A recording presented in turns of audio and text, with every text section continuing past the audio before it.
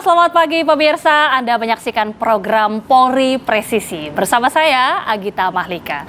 Pemirsa, kita tahu pemerintah tentunya masih terus bekerja keras dengan sejumlah program-program yang dilakukan. Salah satu program yang juga tentunya menjadi asta cita dari Presiden Republik Indonesia, Prabowo Subianto, adalah program makan bergizi gratis dan tentunya mendukung ketahanan pangan. Nah, dalam hal ini pemirsa, Kapolri Jenderal Pol Listio Sigit Prabowo juga berkomitmen dengan membentuk gugus tugas Polri, di mana program ini pemirsa juga diselenggarakan di seluruh wilayah dan mulai dari tingkatan Polsek, Polres hingga Polda.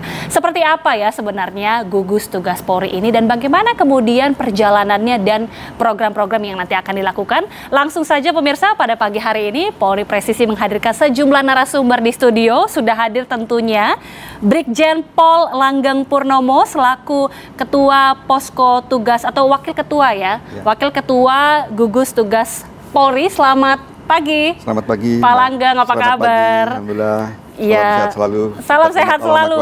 Semangat tentunya. Kemudian juga Direktur Tanaman Kelapa Sawit dan Aneka Palma Kementan, Bapak Ardi Praptono. Selamat pagi Pak Ardi, apa kabar? Agita. Oke, dan tentunya selaku pengamat kita yang nantinya akan memantau bagaimana sebenarnya jalannya program ini, sudah hadir pengamat pertanian Pak Kudori. Selamat pagi Pak Kudori. Assalamualaikum. Waalaikumsalam. Bapak-bapak, ini tentunya program yang tengah disorot oleh masyarakat tentunya, dan kita tahu pemerintah bersama juga dengan Polri ini berkomitmen untuk menyelaraskan program ini. Tapi mungkin saya pertama ke Pak Langgeng terlebih dahulu. Ini sudah diluncurkan gugus tugas ketahanan pangan. Betul ya Pak ya, nama programnya ya? Seperti betul. Apa gambaran dari gugus tugas ini? Ya, gugus tugas Polri mendukung ketahanan pangan merupakan kelembagaan temporer yang dibentuk oleh Bapak Kapolri sejak tanggal 31 Oktober 2024 yang merupakan pelaksanaan dari agenda nasional yaitu asta cita, khususnya dalam mendukung terwujudnya ketahanan pangan. Kemudian Polri hadir sebagai alat negara dalam sistem manajemen nasional untuk mewujudkan ketahanan pangan. Gugus tugas Polri mendukung ketahanan pangan merupakan subsistem manajemen nasional. Leading sektornya yaitu Menteri Pertanian. Oke. Selanjutnya Polri melalui gugus tugas Polri mendukung ketahanan pangan, sumber daya organisasi yang dimiliki Polri dari pusat sampai dengan tingkat desa terkait dengan yaitu sumber daya manusia dalam pelaksanaan tugas rutin sehari-hari untuk mewujudkan Harkamtibmas dengan menggunakan sarpas yang ada, anggaran yang ada. Kemudian Polri juga hadir di tengah rakyat.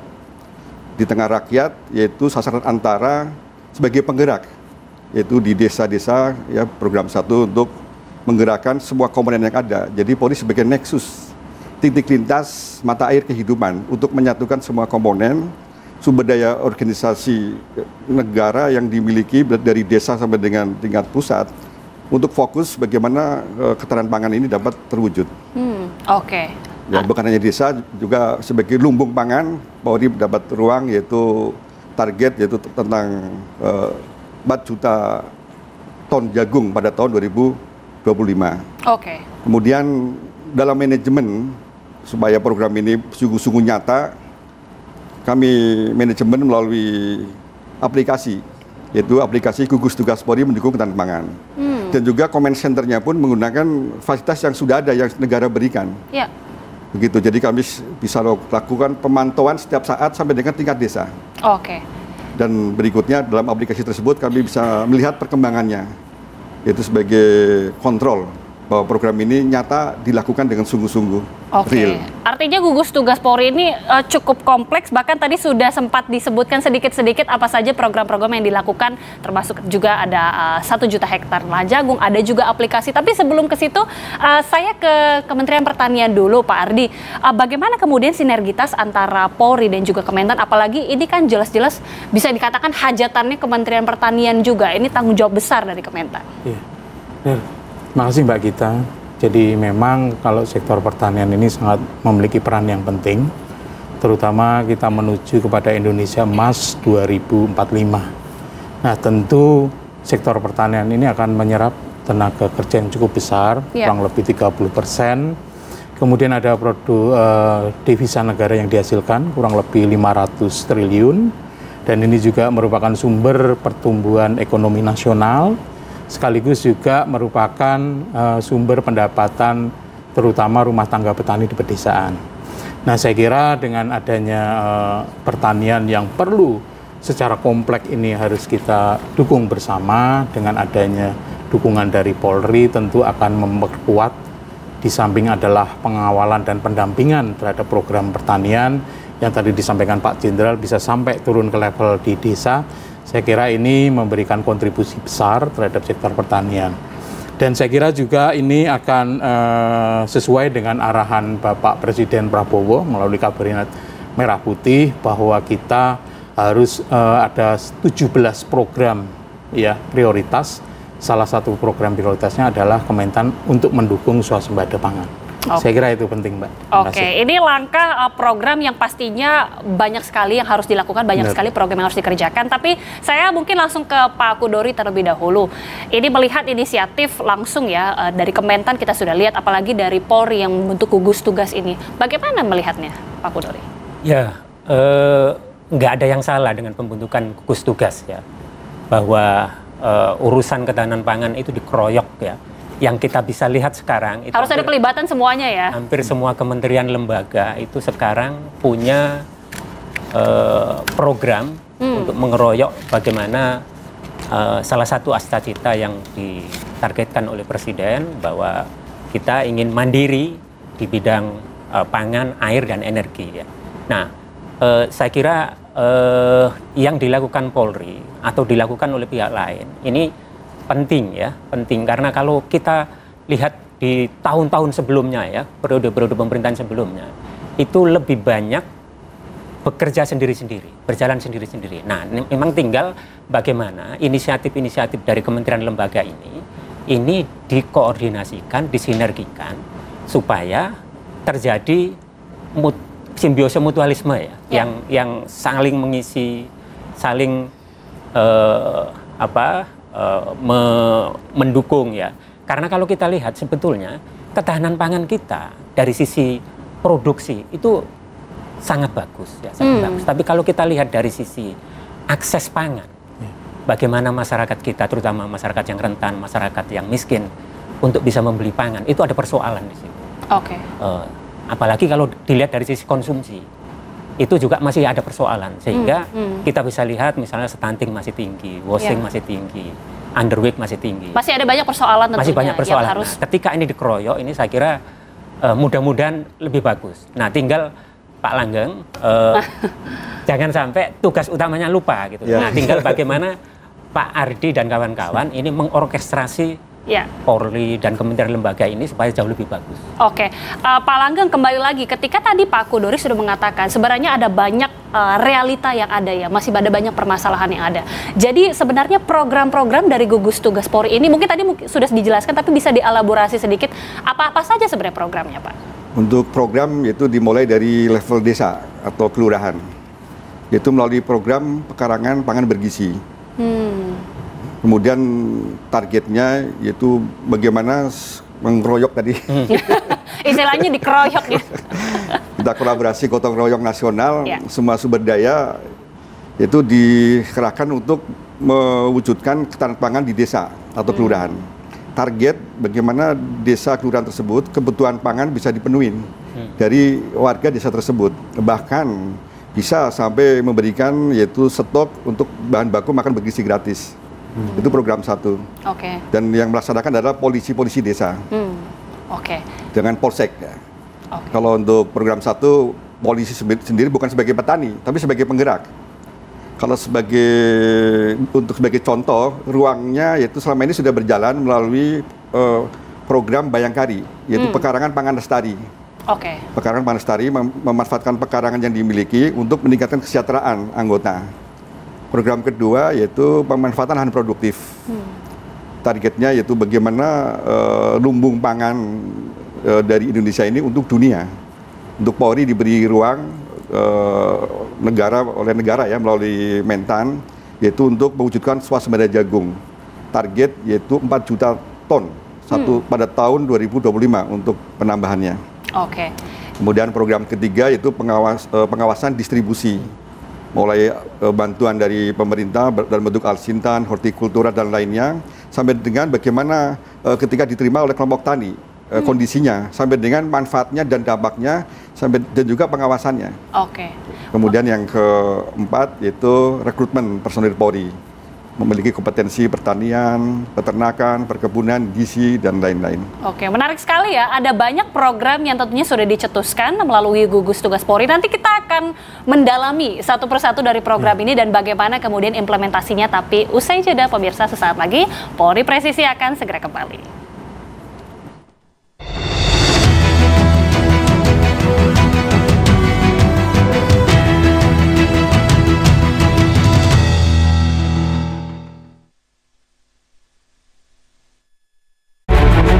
Sebagai abdi utama nusa dan bangsa, tugas Polri bukan hanya sebagai penegak hukum.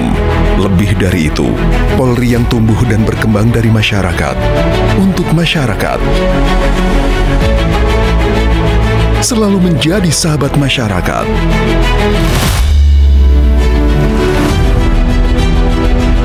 Menebar manfaat merupakan wujud cinta kami untuk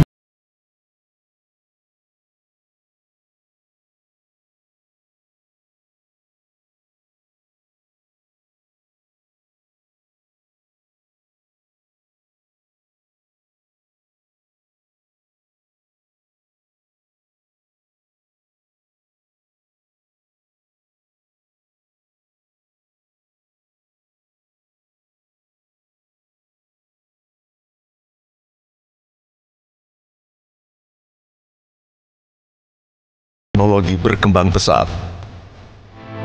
Konektivitas tanpa batas.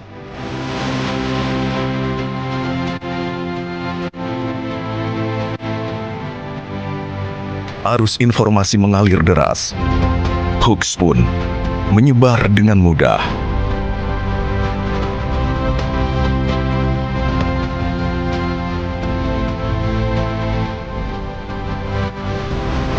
Hoax bisa menimbulkan keresahan dan perpecahan.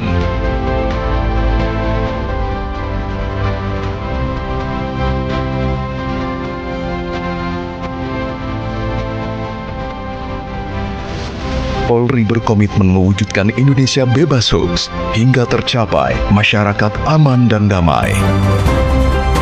Ayo bersama berantas hoax. Saring sebelum sharing.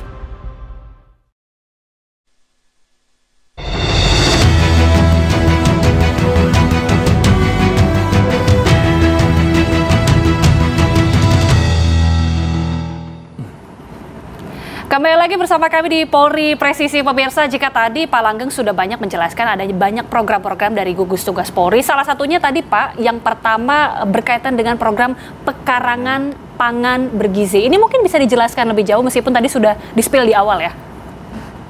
Ya, jadi Mbak Gita, untuk program pekarangan pangan bergizi dilaksanakan di setiap desa dan kelurahan se-Indonesia. Namun dalam pelaksanaannya yaitu dilakukan secara bertahap. Yaitu tahap pertama mentargetkan satu polsek menunjuk satu desa atau kelurahan sebagai desa percontohan. Kemudian selama 6 bulan sampai dengan Juli ini. 6 bulan ya? 6 bulan. Kemudian berikutnya tambah satu desa lagi. Dan desa yang jadi percontohan akan menjadi model bagi desa lain. Oke. Sehingga 5 tahun ke depan itu bisa dipenuhi sampai 50% desa se-Indonesia.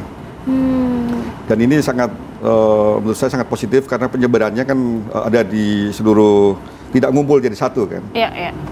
Kemudian berikutnya untuk target yaitu di setiap desa percontohan tersebut, target indikator keberhasilan bagaimana kebutuhan pangan bisa dipenuhi dari warga desa tersebut. Bahkan melalui BUMDes dan koperasi sebagai perantara untuk menyerap hasil produksi pertanian, perkebunan, peternakan, kemudian untuk mendukung yaitu program makan bergizi gratis untuk disuplai melalui supplier ke SPBG. Itu untuk yang program pekarangan pangan bergizi. Nah, kemudian berikutnya polisi hadir, yaitu di tengah rakyat, kemudian tupoksinya tetap, yaitu Harkamtimas, ya. Jadi seorang Babinka Timas atau polisi di desa di Polsek ada tugas turwali namanya, pengaturan, penjagaan, pengawalan, patroli. Oke. Nah, kemudian ada anggaran dari negara. Nah, sasaran utamanya tetap untuk mengelola permasalahan Kamtimas. Namun sasaran antaranya yaitu untuk menggerakkan, yaitu mewujudkan program 1 tadi dengan target untuk kebutuhan pangan bisa dipenuhi dari desa tersebut. Oke. Sehingga di sini kan mencegah adanya apa? Impor. Jangan sampai nanti ketika SPBG sudah terbentuk, ternyata kemudian besar bahan bakunya, nah itu nggak boleh impor. Dan ini salah satu langkah dukungan Polri untuk mewujudkan ketahanan pangan di desa. Oke. Kelurahan. Oke, itu program pekarangan pangan bergizi. Pak Ardi, ini kan tadi sudah disebutkan oleh Pak Langgeng, ada 6 bulan, ada desa percontohan juga, dan harapannya ada target juga yang ditentukan oleh Polri sendiri. Bagaimana sinergitas dari Kementerian Pertanian? Iya, jadi Mbak Gita, kalau kami di Kementerian Pertanian ini ada program pekarangan pangan lestari. Saya kira ini juga sesuai dengan tadi yang disampaikan Pak Jenderal Langgeng, dan ini adalah kita dukung melalui bantuan-bantuan benih-benih yang bisa ditanam di pekarangan. Contohnya sayuran dan lain-lain, buah-buahan. Dan ini tentu kita juga selain memberikan bantuan kaitan dengan sarana prasarana produksi tanaman, juga kita melakukan dukungan bimbingan teknis. Jadi jangan sampai nanti ketika ditanam ini tidak produksi maksimal, oleh karena itu nanti akan ada semacam sosialisasi, kemudian juga pembimbingan terhadap budidaya tanaman tertentu. Dan kami memang berharap, ini juga tadi disampaikan Pak Jenderal, bahwa ini adalah nanti berkembang dalam posisi tambahan sasaran desa per desa, ini juga akan mendukung selain kebutuhan rumah tangga sendiri, juga akan memberikan nilai ekonomis bagi warga setempat. Nah, kami Kementerian Pertanian mendukung secara penuh untuk kegiatan pekarangan pangan bergizi. Nah, ini tentu nantinya ujungnya adalah makan bergizi, ya, pangan ya, makan bergizi. Dan itu tentu sinergitas ini yang akan kita teruskan. Kami dengan kepolisian tentu akan siap saling bahu-membahu untuk tadi pekarangan kita memberikan manfaat selain kebutuhan juga nilai ekonomis. Oke. Gitu. Ini program yang sebenarnya sangat bermanfaat sekali ya Pak ya. Tapi bagaimana dalam pelaksanaannya di awal ini, kendala-kendala apa sih sebenarnya yang sudah ditemui sejauh ini Pak? Kalau kendala sebetulnya dari aspek sumber daya organisasi itu sebenarnya boleh katakan tidak ada. Oke. Justru tantangan ya. Tantangannya yaitu apa? Kesadaran warga untuk apa? Untuk mau memanfaatkan pekarangan atau lahan yang ada untuk produksi minimal untuk kebutuhan rumah tangga masing-masing. Rumah tangga masing-masing dulu. Saya masih ingat waktu kecil, seorang PNS di desa saya itu bisa anak sampai kuliah. Ya. Mengapa? Karena kebutuhan sehari-hari dipenuhi dari pekarangan yang ada. Artinya realita di lapangan masih belum banyak kesadaran dari masyarakat sendiri, Pak? Saya lihat saat ini dengan adanya lahan-lahan yang belum produktif, pekarangan yang ada, ini menunjukkan indikator bahwa ini belum optimal dimanfaatkan. Dan kesadaran ini yang kemudian menjadi kunci utama. Oleh karena itu, di lingkungan Polri sendiri, kami berikan contoh yaitu melalui program yang dilaksanakan oleh Bayangkari, yaitu pekarangan pangan lestari. Yang tadi disebutkan juga oleh Pak Ardi dengan Bayangkari mendukung memanfaatkan apa? Pekarangan rumah, termasuk rumah dinas, termasuk perkantoran. Nah, besok hari Senin mau di-launching oleh Ibu Ketua Umum Bayangkari di Akpol. Di Akpol akan dijadikan model. Di Akpol sudah berjalan program pekarangan pangan lestari, ada peternakan, perkebunan, perikanan. Kemudian ada dapur SPBG. Kemudian ini jadikan model untuk apa? Yaitu minimal yang pertama memenuhi kebutuhan pangan anggota di Akpol ya. Kemudian yang kedua bisa mensuplai makan bergizi gratis. Yaitu untuk adanya SPBG di Akpol. Kemudian berikutnya ini pun dilakukan dengan suatu program yang terintegrasi dan berkelanjutan, yaitu sampah-sampah di Akpol itu dikelola melalui mesin menjadi sampah organik. Termasuk sampah limbah yang dari dapur diolah melalui budidaya maggot untuk membentuk ekosistem, yaitu terkait dengan kebutuhan untuk makanan ayam misalkan. Dan lain-lain. Oke, ini kan mudah-mudahan juga program perkarangan pangan bergizi ini juga bisa mendapatkan respon ya dari masyarakat. Tapi Pak Kudori, kalau tadi Pak Langgeng sudah membeberkan realitanya sebenarnya mungkin masih ada kesulitan masyarakat menimbulkan kesadaran untuk memanfaatkan pekarangannya sendiri. Tapi kalau Pak Kudori melihatnya seperti apa dan juga efektivitas dari program pekarangan pangan bergizi ini?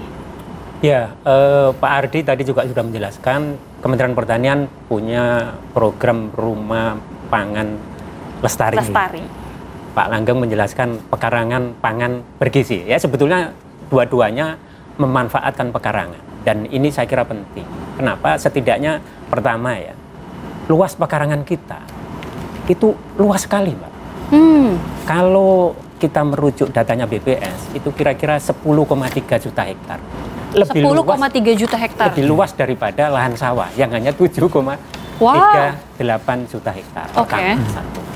Jadi luasannya cukup besar. Yang kedua, pemanfaatannya masih terbatas. Betul yang disampaikan Pak Langgeng tadi, bahwa pemanfaatan lahan pekarangan di desa maupun di perkotaan itu masih terbatas. Dan kita bisa lihatlah, sekarang pola konsumsi masyarakat desa itu hampir nggak berbeda dengan masyarakat kota. Apa? Semua serba beli sekarang. Tukang sayur ada masuk ke desa, tukang jual beli kebutuhan sehari-hari masuk ke desa. Sudah lebih mudah ya. Betul. Nah, tapi apa? Kegiatan menanam nggak ada. Ini yang saya kira penting ya dengan ini. Nah, karena kalau pekarangan itu dimanfaatkan, satu, setidaknya pasti ada tambahan sumber ekonomi. Yang kedua, bahan-bahan pangan kebutuhan sehari-hari itu bisa dipenuhi sebagian ya dari pekarangan itu. Dan kalau ini bisa dijaga, sebetulnya diversifikasi pangan juga akan bagus. Nah, saya kira saya hanya pesan Pak Langgeng bahwa supaya tingkat keberhasilannya tinggi ya, perlu pakai ilmu perang saya kira. Ilmu perang. Jadi kita akan berperang kalau menang kan gitu. Nah, supaya menang apa modalnya? Satu, prajuritnya harus terlatih. Yang kedua, medannya harus dikuasai. Yang ketiga, logistiknya juga harus memadai. Yang berikutnya, peralatannya juga cukup gitu. SDM-nya harus terlatih, Pak. Harus dilatih betul. Jadi yang akan mendampingi masyarakat di lapangan rumah pangan bergizi tadi itu betul-betul dilatih. Nah, medannya saya kira harus betul-betul dipetakan. Pilihlah untuk tahap awal, saya kira pilihlah yang tingkat keberhasilannya tinggi, supaya itu akan nanti menstimulasi di tempat-tempat yang lain. Nah, peralatannya ya bisa nanti berhubungan dengan Pak Ardi saya kira, benih, pupuk, dan seterusnya itu. Tinggal sinerginya bagaimana supaya ini akan jauh lebih berhasil, Pak. Iya, tentunya ini menjadi harus hal-hal yang diperhatikan juga ya, Pak ya, supaya ini bisa mendukung keberhasilan program dari pekarangan lahan bergizi ini. Selain itu tadi juga ada disebutkan pemanfaatan lahan produktif ataupun lahan tidur begitu ya, Pak. Ini seperti apa sih sebenarnya? Boleh dijawab usai jeda. Sesaat lagi pemirsa, Polri Presisi akan segera kembali.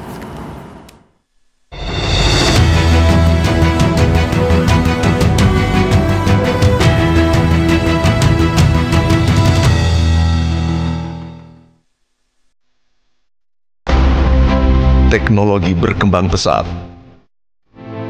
Konektivitas tanpa batas.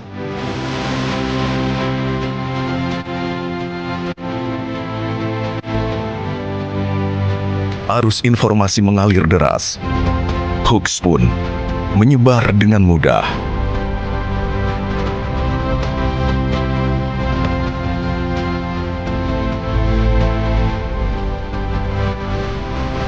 Hoax bisa menimbulkan keresahan dan perpecahan.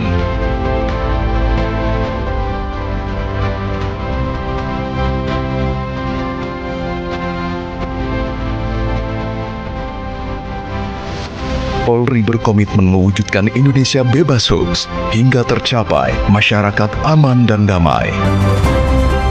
Ayo bersama berantas hoaks. Saring sebelum sharing.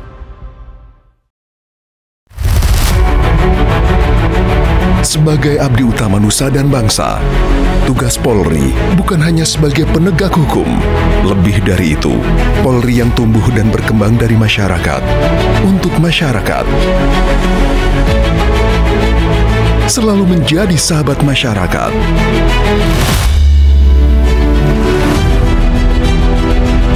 Menebar manfaat merupakan wujud cinta kami.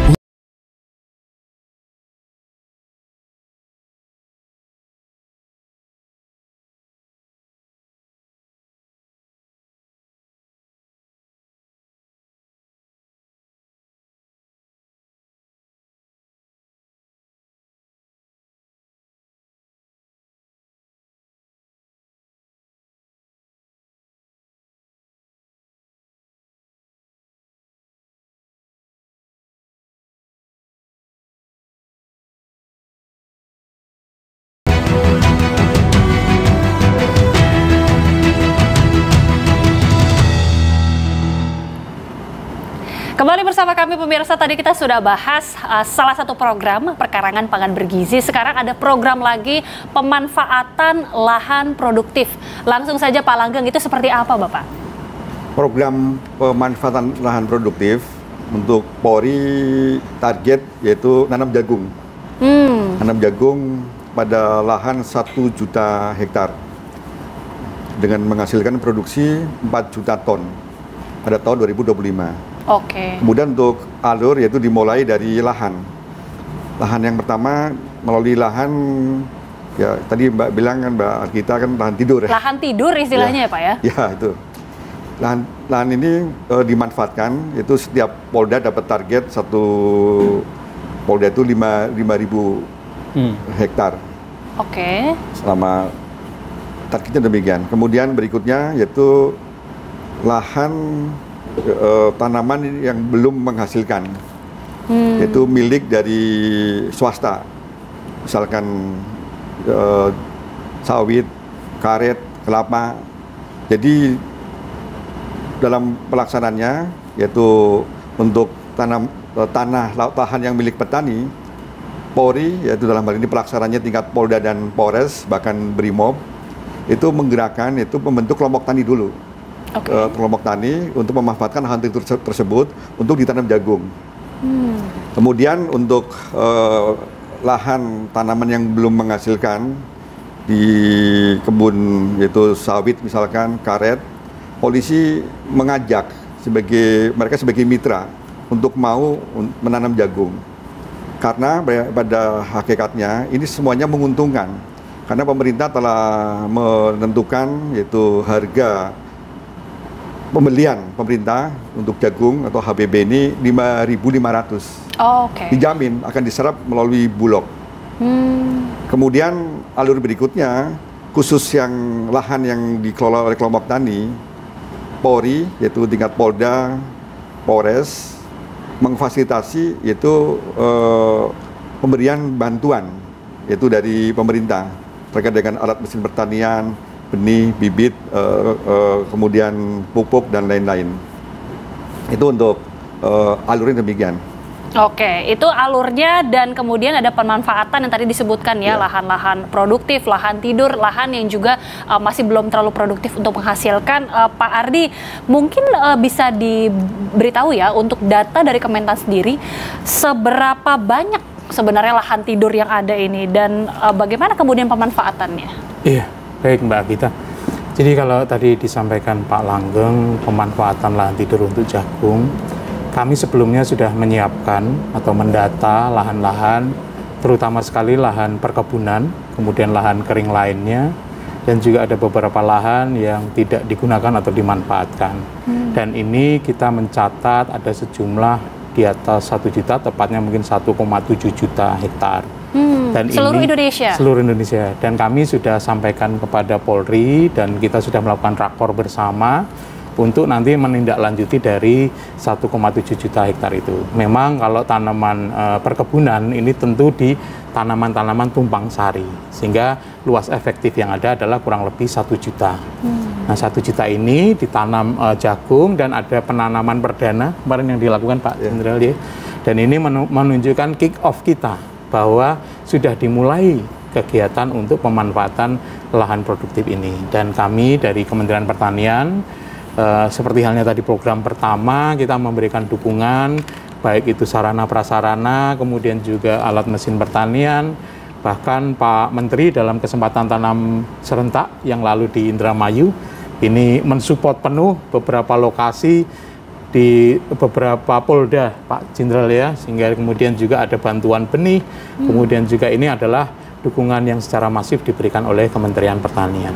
Saya kira tadi tanam jagung 1 juta hektar ini akan memberikan kontribusi produksi jagung tambahan sejumlah 4 juta ton jagung. Ini kontribusi yang sangat luar biasa. Dan ini memberikan dukungan bagaimana kita menguatkan ketersediaan terutama pangan yaitu di jagung itu Mbak. Dari sekian tadi sempat disebutkan 1,7 hektar tapi mungkin efektifnya sekitar 1 juta. Iya. Ini menjadi pertanyaan kenapa jagung yang dipilih Pak untuk menanam ini? Iya. Jadi begini Mbak, kenapa jagung? Karena jagung ini kan ada komoditas yang strategis juga. Kita ada kebutuhan pangan, kemudian ada kebutuhan juga dari ternak. Nah kalau kita melihat produksi jagung ini tahun 2025 ini diprediksikan akan mencapai 16,9 juta hektar, 16,9 juta ton. Nah ini dengan adanya tadi program 1 juta hektar yang akan memberi kontribusi sekitar 4 juta, ini akan berjumlah di prediksi kita di tahun 2025 akan mencapai 20 juta ton jagung. Dan ini kalau melihat dari kebutuhan pakan yang berkisar antara 13 juta ton, ini tentu akan menguatkan ketersediaan benih jagung. Dan mudah-mudahan nanti ini menjadi komoditas yang dapat diekspor tentunya. Dan ini menambah devisa negara. Saya kira itu Mbak. Pak Langgeng, ini kan memang artinya kebutuhan tadi disebutkan oleh Pak Ardi ya, kebutuhannya memang cukup banyak untuk jagung ini. Inovasi yang dilakukan seperti apa dari program ini Pak?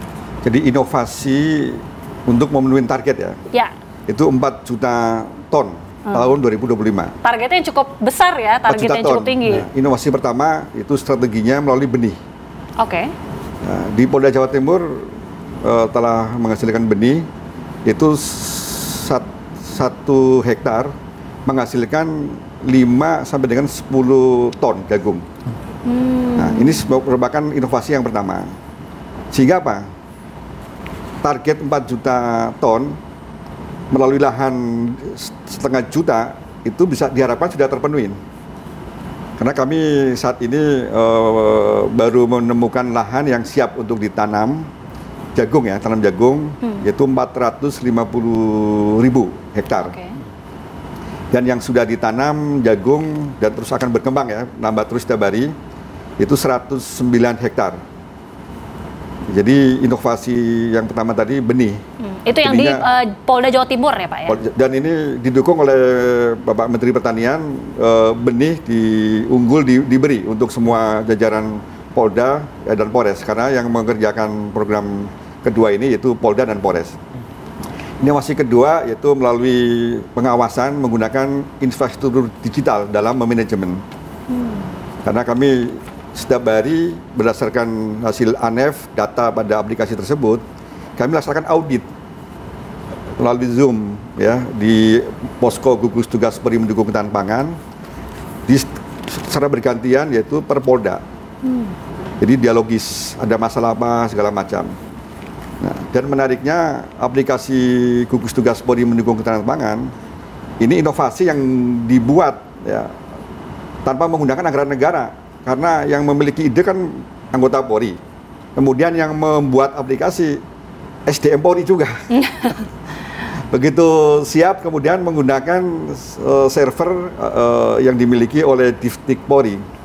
Ini merupakan inovasi yang luar biasa menurut saya.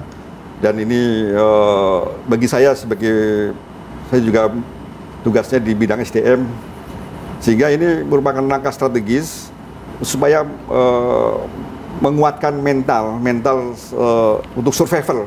Jadi di Polri ini kalau setiap diperintah itu pasti selalu siap, bisa gitu.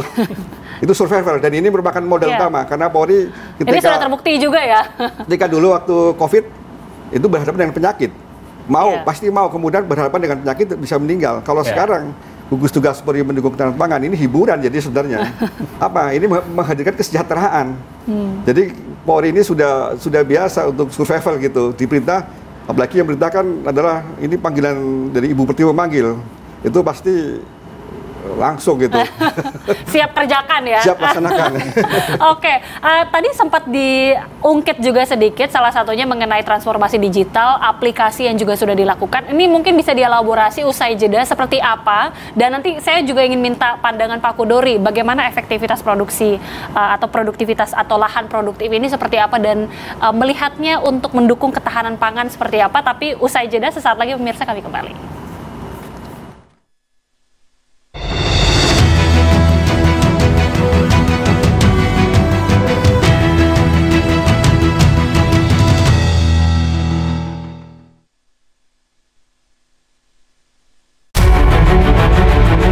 Sebagai abdi utama nusa dan bangsa, tugas Polri bukan hanya sebagai penegak hukum.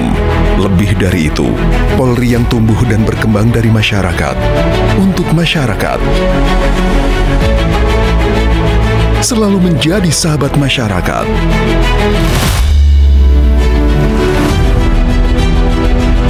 Menebar manfaat merupakan wujud cinta kami untuk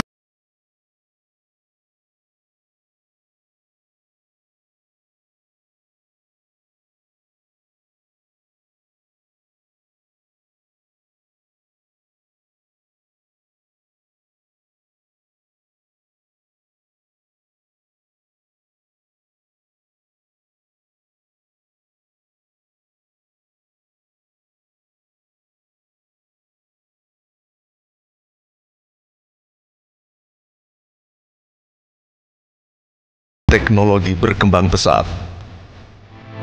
Konektivitas tanpa batas.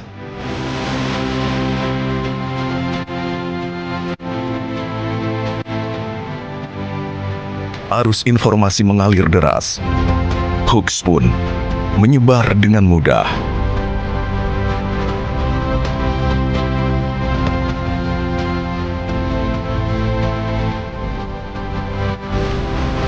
Hoax bisa menimbulkan keresahan dan perpecahan.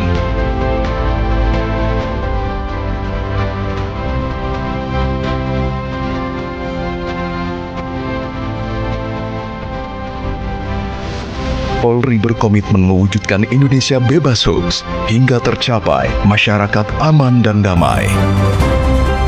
Ayo bersama berantas hoax. Saring sebelum sharing.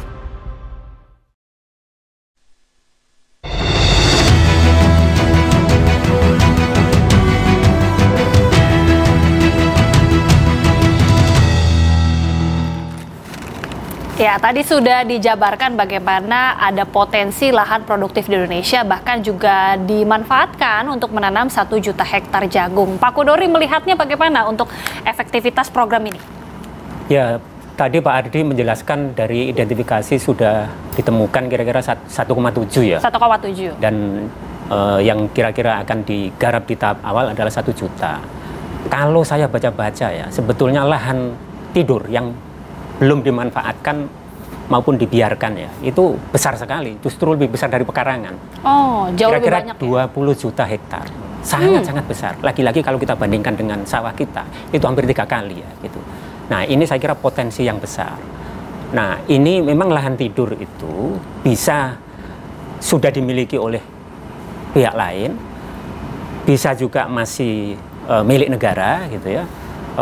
Ditumbuhi semak gitu, atau juga seperti yang dijelaskan Pak Ardi tadi, itu sebetulnya sudah diusahakan tanaman-tanaman tahunan tapi belum menghasilkan, jadi masih tahap awal. 1 sampai 3 tahun misalnya tanaman sawit, karet, kelapa segala macam, itu di tahun 1 sampai tahun ketiga itu belum menghasilkan, dan itu bisa integrasikan dengan tanaman-tanaman pangan. Nah, ini saya kira hal yang bagus. Nah, tinggal bagaimana dibuat ekosistem yang memang mendukung ini ya, karena misalnya di tanaman sawit itu kan mereka tidak terbiasa nanam jagung gitu. Nanam jagung pasti sesuatu yang berbeda yang dengan baru ya. itu betul.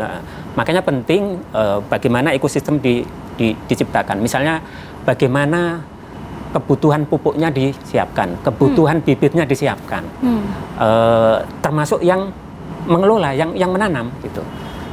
Karena selama ini kalau di perkebunan di sawit pasti itu ada tenaganya ya. Nah kalau memang yang punya masyarakat tentu mungkin lebih mudah. Nah dan yang tidak kalah penting nanti kalau sudah dihasilkan itu harus ada off taker, harus ada yang membeli. Nah kalau ekosistem ini memang sudah tercipta, saya kira nggak harus didorong-dorong Pak gitu ya. Mungkin tahap awal saya kira dimulai dari yang kecil ya gitu. Nah tinggal nanti pelan-pelan kalau ini sudah berhasil di satu tempat, tinggal direplikasi di tempat-tempat yang lain. Mana yang harus diperbaiki itu diperbaiki, mana yang kurang itu ditambahi. Nah, ekosistemnya ini memang harus diciptakan dan juga harus dipantau ya. Kalau tadi Pak Langgeng sempat menyebutkan ada aplikasi gugus tugas Polri, ini bisa dimonitor juga, bahkan ada pengawasan distribusi yang termonitor melalui aplikasi ini. Ini seperti apa inovasi yang dilakukan? Jadi yang pertama untuk pengawasan terhadap apa? Itu pengawasan terhadap distribusi bantuan pemerintah yang diberikan kepada siapa? Kepada kelompok tani atau kepada kelompok wanita tani. Ini yang diawasi. Kemudian pengawasan mulai dari proses distribusi, kemudian dengan menggunakan aplikasi gugus tugas Polri mendukung ketahanan pangan, di-input ya.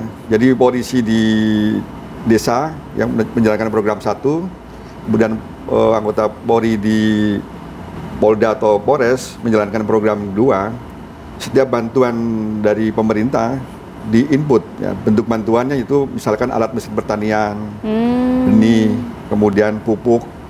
Selanjutnya dilihat kondisinya. Itu di aplikasi terlihat, sehingga di comment center bisa kami monitor untuk memberikan masukan kepada Kementan. Termasuk juga penggunaannya sesuai nggak, tepat tidak. Karena jangan sampai aplikasi bantuan tersebut itu diselewengkan. Ini jangan sampai terjadi. Kemudian berikutnya dampak. Nah, dan yang paling utama adalah keberlanjutan. Keberlanjutan dalam apa? Pemeliharaan. Sehingga membuat sebuah mekanisme yang membentuk ekosistem tadi ya kan, di kelompok tani atau kelompok wanita tani itu tentang kesepakatan. Misalkan traktor itu luas 1 hektar, berapa sewanya. Kemudian uang sewa ini tentunya kan untuk kelompok tani tersebut yang dipakai untuk apa? Untuk pemeliharaan, perawatan. Termasuk juga untuk apa? Yaitu ketika nanti 5 tahun misalkan sudah rusak, nggak bisa dipakai, bisa untuk beli baru. Sehingga bantuan pemerintah ini hanya di awal. Begitu, Mbak. Oke, jadi itu semua pengawasan distribusi yang terkoneksi langsung dengan aplikasi ini? Iya, betul. Dan yang melaksanakan dalam hal ini itu Kortas Tipikor dengan melibatkan semua jajaran Polda, Polres, dan Polsek. Oke. Ya. Oke. Pak Ardi, ini pengawasan distribusi yang termonitor ini secara digital melalui aplikasi, ini kan bisa dipantau juga ya melalui comment center Kementan. Tapi sinerginya seperti apa dengan Polri? Iya, jadi Mbak, tadi disampaikan Pak Langgeng juga, kami juga bisa memonitor aplikasi ini di comment center Kementan. Dan kami melihat bahwa kunci swasembada pangan ini Mbak, satu adalah ketersediaan benih, kedua adalah ketersediaan pupuk, kemudian ketersediaan sarana irigasi, kemudian juga yang terakhir adalah serap gabah dari Bulog. Nah ini tentu tadi disampaikan Pak Langgeng juga bahwa ini semua masuk dalam aplikasi, disinilah pengawalan Polri dilakukan. Dan kami juga terima kasih, apresiasi atas dukungan tersebut, sehingga tadi pencapaian swasembada pangan ini didukung dengan ketersediaan supportan yang ada melalui pemantauan atau monitoring dari aplikasi. Jadi dengan aplikasi ini tentu kita bisa secara detail, secara real di lapangan, kita bisa mengetahui distribusi pupuknya, kemudian penyaluran dropping benihnya, dan juga bila mana ada masalah kekeringan ke depan, sarana irigasi juga bisa terpantau melalui aplikasi ini. Oke. Saya kira kita mendukung itu, Mbak. Didukung langsung dari Kementan, tapi selain Kementan ada pemangku kepentingan lain yang mungkin juga terlibat ataupun bekerja sama dengan Polri, Pak? dalam pengawasan. Ya, dalam pengawasan distribusi. Ya, pengawasan tentunya yang pertama kan terkait dengan penyerapan hasil produksi pertanian. Itu kami kerjasama dengan Bulog, dan juga tentunya mengawasi juga apakah Bulog ketika menyerap harga jagung atau juga gabah ya, sesuai dengan harga pembelian pemerintah yang ditetapkan atau HBB. Itu pengawasan pertama, pengawasan bentuk preemptif dan preventif. Ya, penegakan hukum juga perlu dilakukan juga. Ya. Kemudian berikutnya terkait dengan penggunaan dana desa untuk mendukung ketahanan pangan. Ini juga kami kerjasama dengan Kementerian Dalam Negeri, ya sampai di tingkat provinsi dengan gubernur tentunya para Kapolda sesuai dengan jenjangnya. Itu memastikan bahwa anggaran desa ini digunakan tepat sasaran dan yang paling utama pertanggungjawaban penggunaan anggaran. Sehingga kami pun juga melakukan sosialisasi. Itu contoh dari salah satu desa di Pemalang itu berhasil menggunakan dana desa dengan benar. Sehingga kemudian kami laksanakan Zoom secara nasional menggunakan infrastruktur yang dimiliki oleh Mabes Polri, kemudian melakukan edukasi kemudian untuk mensosialisasikan dan ada model yang contoh dari Pemalang tersebut. Kemudian dengan pupuk, memastikan bahwa pupuk dalam distribusi dan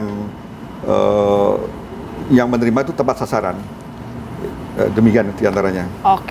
Pak Kudori, proses distribusi ini bagaimana melihat realitanya? Apa sih sebenarnya kendala-kendala yang ditemui, dan dengan adanya seperti ini kan ada pengawasan langsung artinya dari Polri? Ya, saya kira bagus. Tadi Pak Langgeng menjelaskan ada aplikasi ya, yang itu setiap saat bisa dimonitor dan kalau ada masalah tinggal direspon. Terkait dengan berbagai input itu penting saya kira Pak, input produksi ya. Salah satunya kan pupuk. Pemerintah sudah menerbitkan regulasi yang baru, Perpres 6 2025 tentang tata kelola pupuk bersubsidi. Ini merubah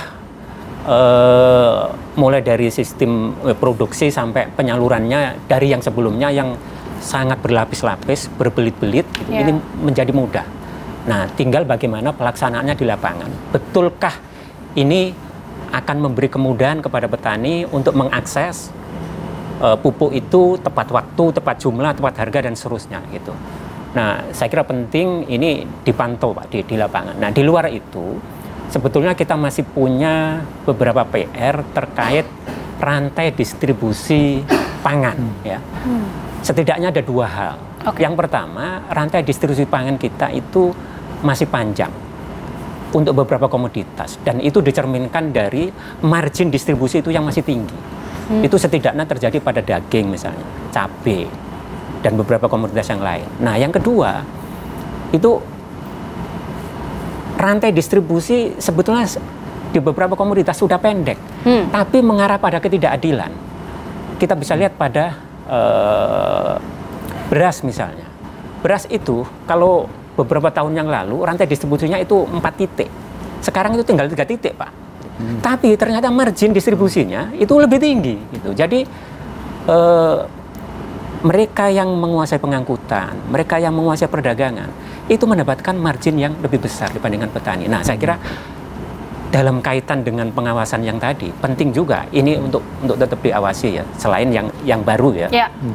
Iya, ini tentunya menjadi PR untuk pengawasan distribusi, tapi program-program yang disebutkan juga tentunya sepertinya membutuhkan banyak personil, dan tadi sempat disebutkan ada rekrutmen juga yang dilakukan ini dalam rangka untuk semakin memperluas sumber daya yang mengetahui di bidang pertanian.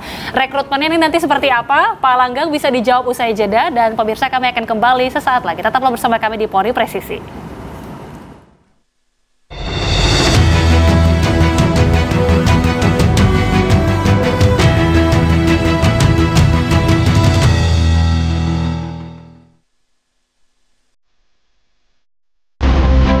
Teknologi berkembang pesat. Konektivitas tanpa batas.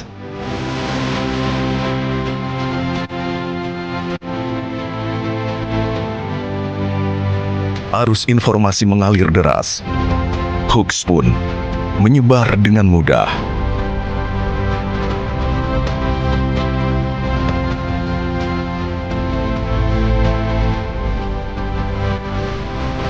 Hoax bisa menimbulkan keresahan dan perpecahan.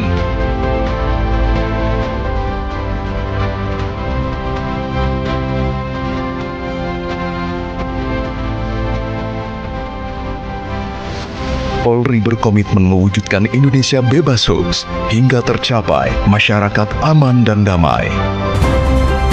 Ayo bersama berantas hoax.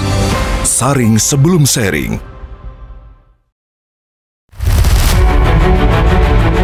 Sebagai abdi utama nusa dan bangsa, tugas Polri bukan hanya sebagai penegak hukum. Lebih dari itu, Polri yang tumbuh dan berkembang dari masyarakat, untuk masyarakat. Selalu menjadi sahabat masyarakat.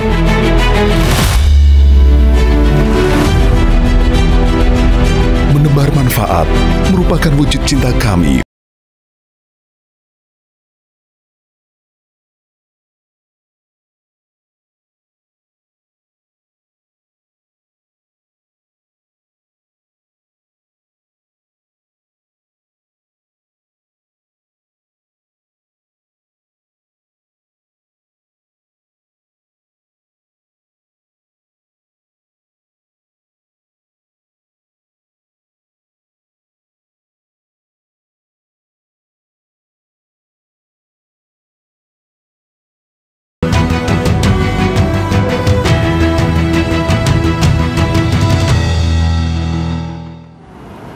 Ya, langsung saja Pak Langgeng, ini program yang tentunya membutuhkan banyak sumber daya manusia. Ada rekrutmen juga yang dilakukan. Seperti apa rekrutmennya dan apa saja sih ekspektasinya? Untuk rekrutmen personil Polri untuk mendukung ketahanan pangan dan makan bergizi gratis yang sudah selesai ya. Sudah selesai ya Sudah Pak selesai. ya? Berarti sekarang pelatihan? Sekarang masuk ke tahap pendidikan pembentukan. Oh, pendidikan. Jadi pertama jumlah yang mendaftar tinggi juga ternyata. Itu sejumlah 8.647 orang. Terdiri dari Bakomsus Pertanian 4.030 orang, kemudian Bakomsus Peternakan 1.323 orang, kemudian Bakomsus Gizi 960 orang, dan Bakomsus Kesehatan Masyarakat 8.000, mohon maaf saya ulangi, 855 orang. Saat ini yang sudah mengikuti seleksi dan lulus terpilih melalui dalam penerimaan ini kami menggunakan bersih betah, yaitu bersih, transparan, akuntabel, dan humanis. Itu untuk mencari bibit yang betul-betul unggul. Kemudian berikutnya saat ini dibentuk kompetensi melalui pendidikan pembentukan Bintara Polri, yaitu sejumlah 600 orang. Tempat pendidikan di Pusdik Bimas ya di Jawa Tengah dan Pusdik Sepolwan ya di Ciputat. Pendidikan dari mulai Januari sampai dengan bulan Juni selesai. Dan setelah itu mereka mendukung, yaitu tadi dari Kementerian Pertanian, untuk menambah kekuatan personil yang berkualitas yang memiliki kompetensi yang dibutuhkan. Ya, sehingga diharapkan di ruang yang ada suatu permasalahan ini bisa Polri meskipun ya dengan status yang diberikan memberikan kontribusi untuk negeri. Hingga saat ini masih tahap pendidikan dan harapannya nanti akan disebar juga ya, disebar di sejumlah lokasi ya Pak ya untuk dalam rangka penugasan. Pak Ardi, ini kan sempat disebutkan Kementan itu membutuhkan 50.000 petani untuk mendukung swasembada pangan. Jadi nanti seperti apa persebarannya? Ini juga salah satu pemanfaatan dari rekrutmen tadi yang dikatakan Pak Langgeng. Iya, baik Mbak Apis.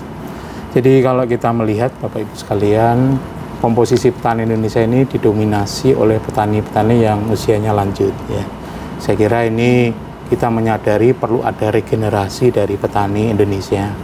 Dengan adanya tadi harapan kita ada 50.000 petani muda, ini akan memberikan harapan bahwa pertanian Indonesia akan semakin maju, Mbak.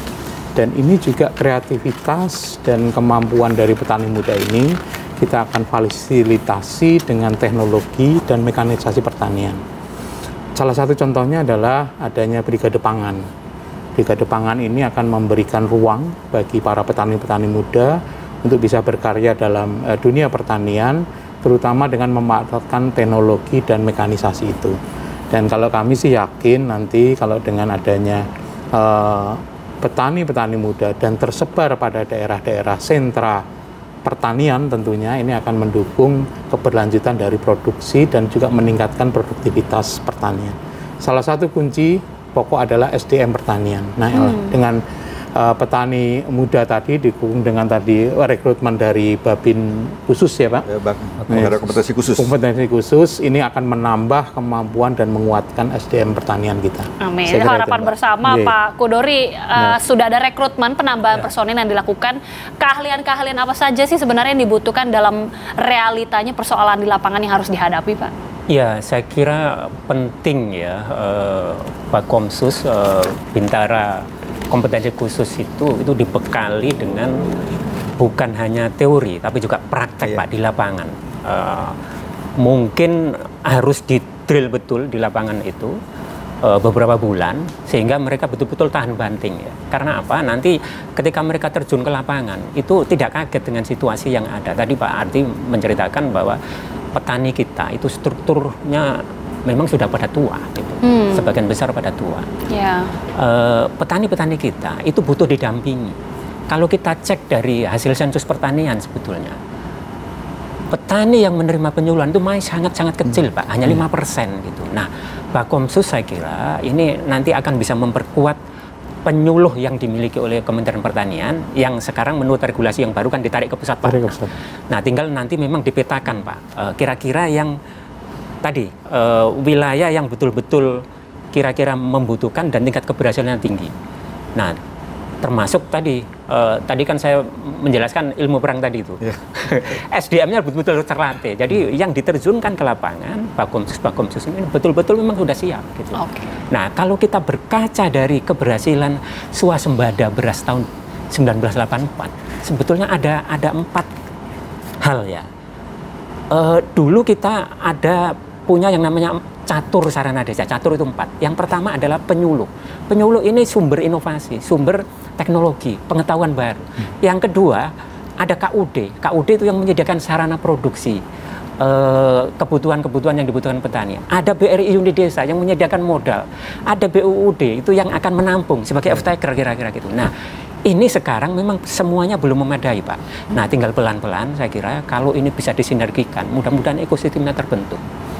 Harapan kita bersama tentunya ada banyak sejumlah program yang dilakukan oleh gugus tugas Polri dan kita harapkan ya Pak Langgeng, ini mungkin terakhir harapannya untuk gugus tugas Polri sendiri seperti apa Pak? Boleh singkat saja. Untuk harapan, ya harapannya ya untuk semua komponen bangsa. Untuk semua komponen bangsa bahwa saat ini ketahanan pangan ini masalah perut ya. Ini merupakan kebutuhan utama. Sehingga lestarinya bangsa negara ini untuk tercapai tujuan berbangsa bernegara diantaranya yaitu perut harus kenyang. Oleh karena itu semua komponen bangsa ayo bersama-sama mendukung program ketahanan pangan. Harus sukses karena ini menyangkut nanti hidupnya negara untuk supaya bisa survivor. Harus bisa didukung. Mungkin terakhir juga ya Pak Ardi, harapannya mengenai gugus tugas ketahanan pangan ini dan juga program-program yang nanti akan dilakukan. Iya, saya kira Mbak tadi disampaikan bahwa kehadiran Polri, terutama dari tingkat level pusat sampai dengan level di daerah, ini akan memberikan kontribusi terkait dengan pendampingan, pengawalan, sehingga ini adalah kunci dari suksesnya untuk pencapaian swasembada pangan kita. Dan saya kira ini juga akan memberikan arti bahwa Kementerian Pertanian akan mendukung sepenuhnya gugus tugas dan swasembada pangan ini merupakan kerja bersama kita. Saya kira pelibatan semua komponen ini akan mewujudkan yang diarahkan Pak Presiden bahwa swasembada pangan secepat-cepatnya. Amin. Terakhir Pak Kudori silakan. Ya, saya kira pelan-pelan ekosistemnya harus dibentuk Pak. Nah, tinggal bagaimana setelah ekosistem terbentuk itu betul-betul dijaga ya, sinergi, koordinasi dan seterusnya itu betul-betul dikuatkan. Dan jangan lupa, leading sektornya tetap Kementerian Pertanian. Gitu. Baik, terima kasih sekali lagi. Kita berharap tentunya gugus tugas Polri di dalam mendukung ketahanan pangan ini bisa terus semakin bekerja dan juga didukung tentunya dengan semua pemangku kepentingan. Tapi terima kasih sekali lagi Pak Langgeng, terima kasih Pak Ardi dan juga terima kasih Pak Kudori sudah bergabung bersama kami di program Polri Presisi. Dan demikian pemirsa program Polri Presisi pada hari ini. Mewakili kru bertugas saya Agita Mahlika mengucapkan terima kasih. Selamat pagi dan sampai jumpa.